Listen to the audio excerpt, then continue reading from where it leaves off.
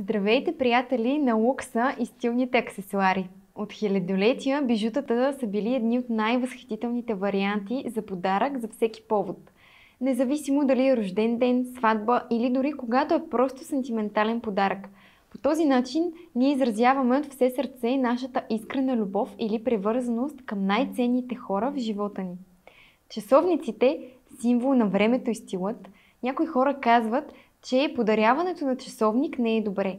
Но дали този мит е истина или просто устаряла легенда? Часовниците имат мистериозна привлекателност. Те са повече от просто аксесуар. Те са част от историята. И така, откъде идва този мит? Легендата казва, че подаряването на часовник може да спре времето. Но наистина ли това е така? На практика, часовниците са символ на прецизност и обич, които се предават от поколение на поколение. Те не спират времето, а го отчитат и показват важните моменти, които ги запазват.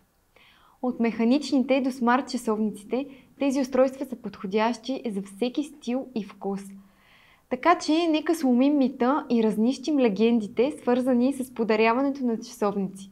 Те са прекрасен подарък, който изразява нашата грижа и внимание към специален човек или към самите нас.